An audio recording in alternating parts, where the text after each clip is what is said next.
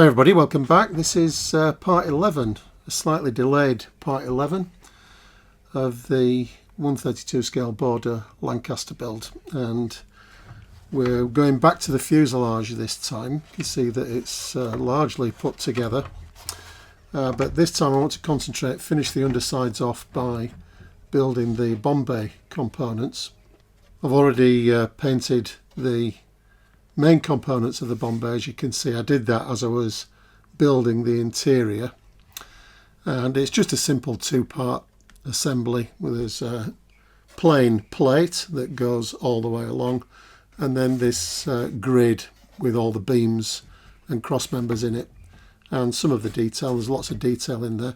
One of the problems that we might have in this video is that, of course, everything's going to be black, and that's not going to pick up too well, I don't think, on the camera, but I'll just go through the main points of assembly on this part of the build, and hopefully those of you that are building alongside will be more or less at the same stage.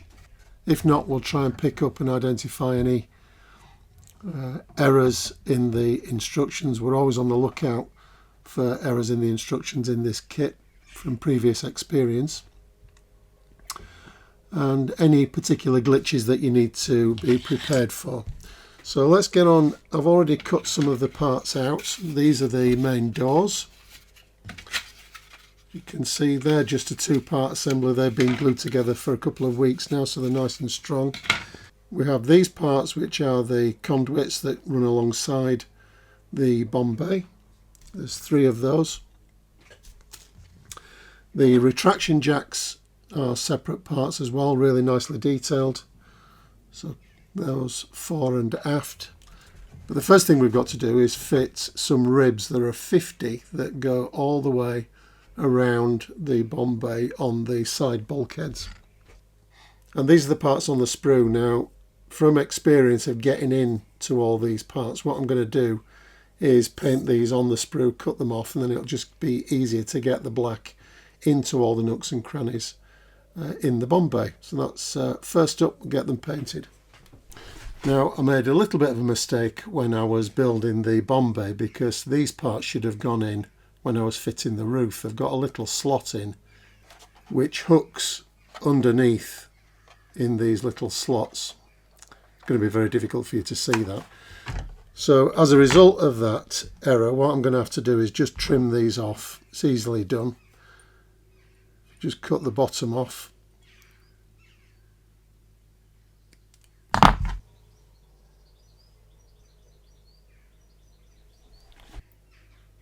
And because you've just left a stub on there, we can slot it into its position.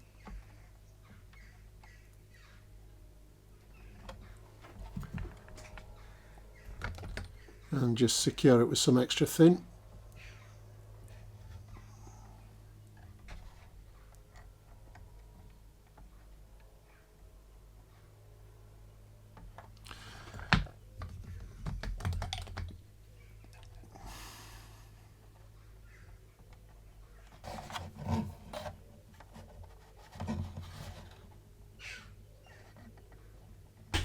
Now, unfortunately, I've got another 48 of those to do, which I'm not going to subject you to, so I'll get on with that, and then we'll pick up the next part of the assembly once all these ribs are in.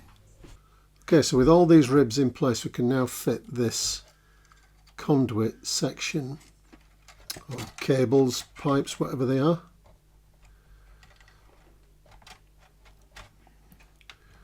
So these, in the main, lean up against the ribs that we've just fitted.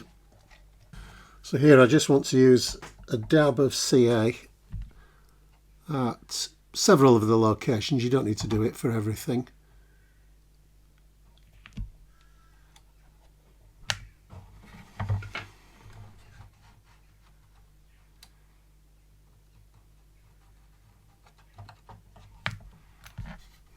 And just work down the bomb bay and attach, say, every other rib, and that should be enough to hold the conduits or pipework in place.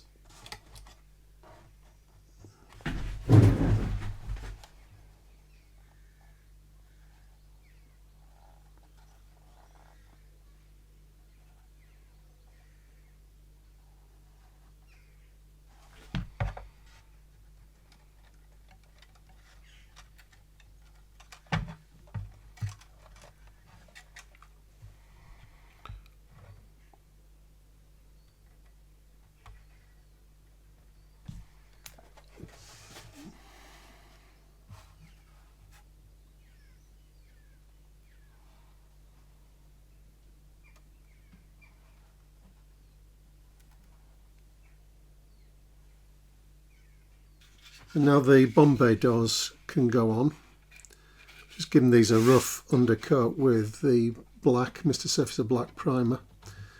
And these are a really good fit because they've got this whole strip of plastic along the top which slots down between the outer skin of the fuselage and the bulkhead of the Bombay.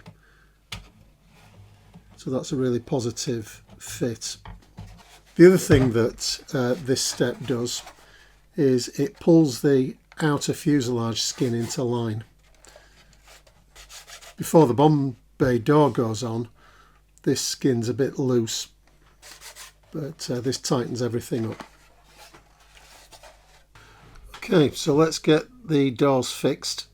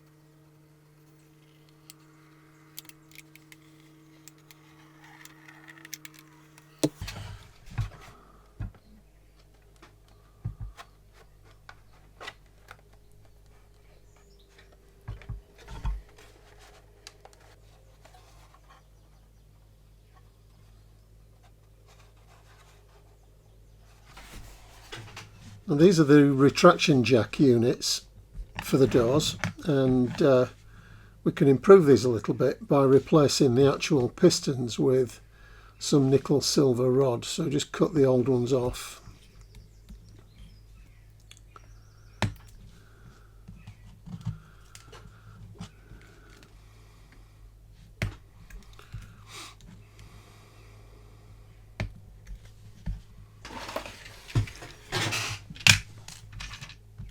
So this is 1mm rod, so I'm just going to drill out the ends of the actuators so that we can just run that rod in.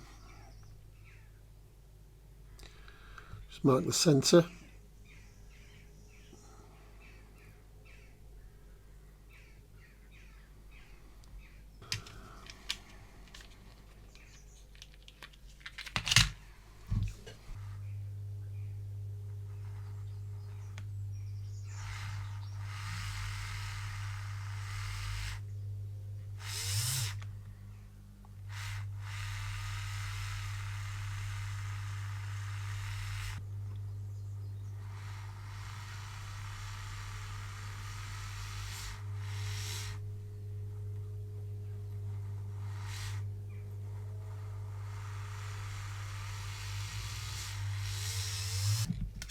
So I'll fit this in a while, but before I do that I just want to paint and weather the jack units. They've just been primed in black, but I'm not going to use pure black on this Bombay. I just want to give it a coat of rubber black and do a bit of dry brushing on it as well, just to bring the detail out. So we'll do that to these, then we can fit that nickel silver rod. This is German grey, goes really well over rubber black just to pop the detail out a little bit. And I think the model does need this step because otherwise just painting the interiors black, you just lose the detail completely. So this little tiny bit of highlighting makes all the difference. There's tons of detail in this kit that it's easily lost really. You do need to do just a little bit of work sometimes to bring it out. I think it's worth doing really. It doesn't take long, and it's a shame to lose all the work that Wingnut Wings originally put into these mouldings. As you're doing this step, there's some detail that the dry brush brings out that you just completely missed before, so I hadn't noticed that there are actually some spring units underneath the cables here that the German greys just popped out a little bit. So it's just doing justice to the work that the original kit designers did.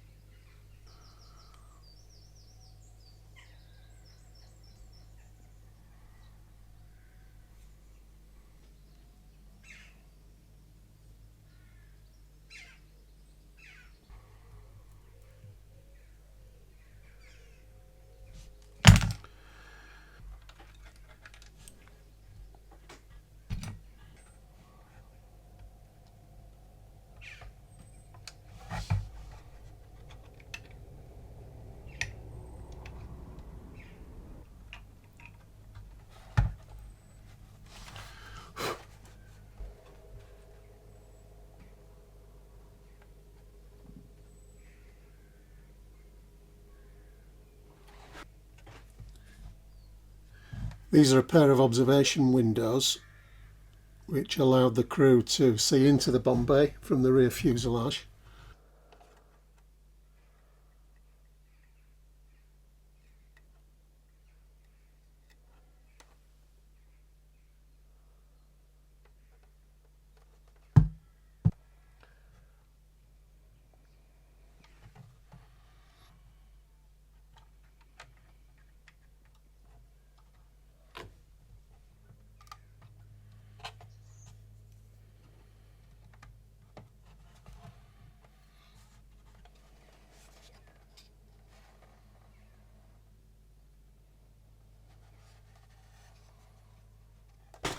Okay, that's the bay itself done. So I just want to check out the bomb racks and the bombs themselves.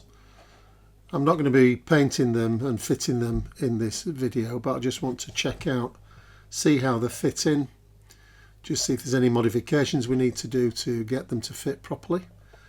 So I'll get them cut out, see what we've got to do with them.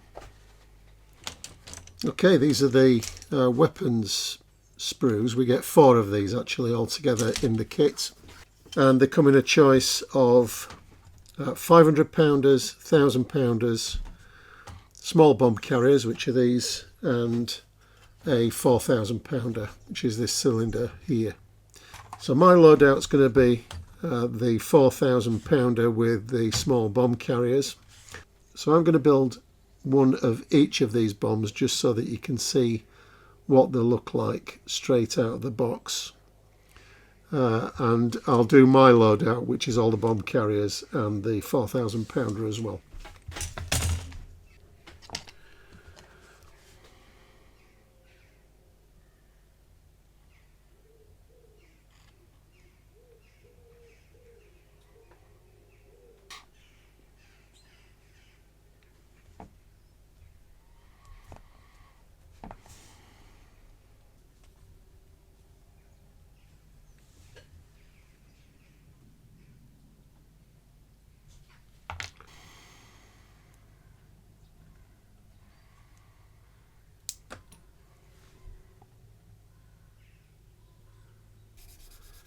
Just give these a very rough clean up.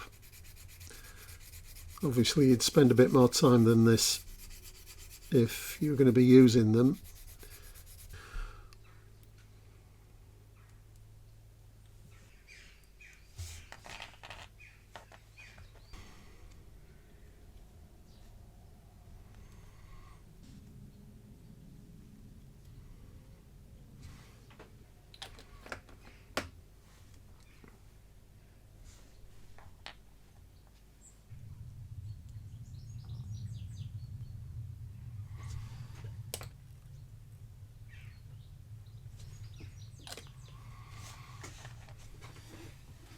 So these are the 4 types of bombs actually that are provided in the kit. We've got the 1000 pounder, and the others are all 500 pounders of various styles. This is the American version, US 500 pounder, and the British short and long tail 500s. All provided in the kit. You can make up your own loadout from those, but as I said, I'm going to be using a different loadout, so they're just examples.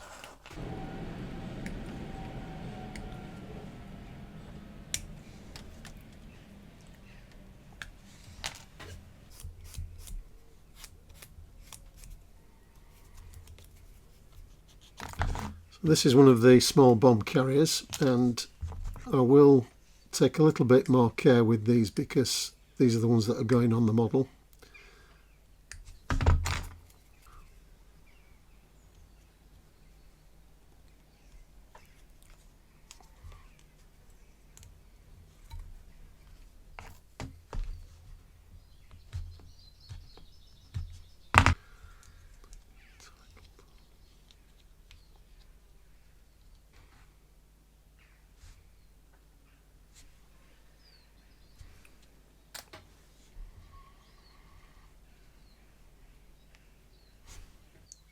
So the racks are nicely detailed, and they come with separate sway braces, which are a bit awkward to get lined up.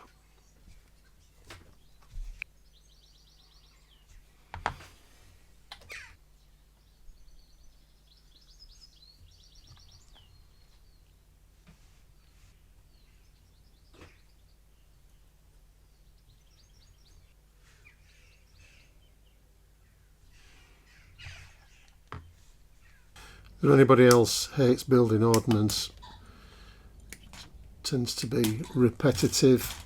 There's loads of cleanup, and then usually you've got loads of decals to fit. Not so in this case.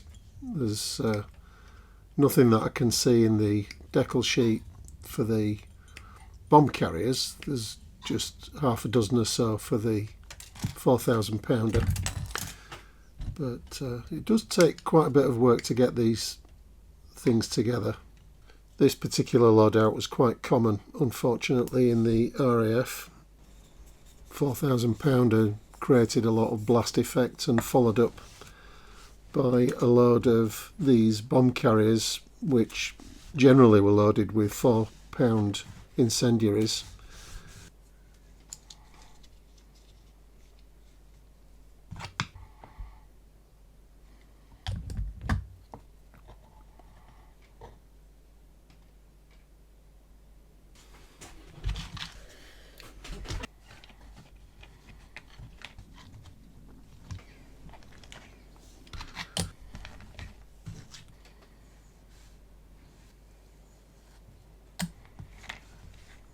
Now, the fit of the rack onto the bomb carrier is quite good.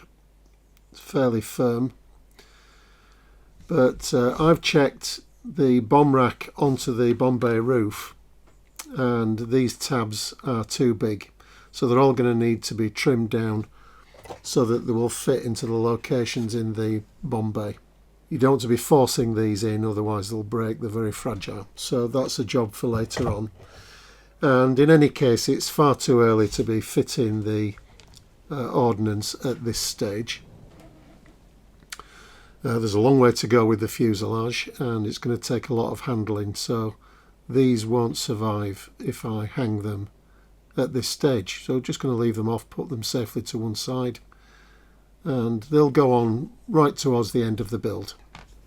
So that's all done for this fairly short episode. And the fuselage is really coming on. The one area that I'm really not looking forward to is the canopy, and that's because we've got a really flimsy interior frame to fit, which is twisted in the kit as it comes out of the mould, and I'm not sure how successful I'm going to be in getting that to go together, but we'll see. We'll give that a go probably next time out, because I want to really get this fuselage buttoned up, ready for some paint. So hopefully it won't be as long before the next episode in part 12.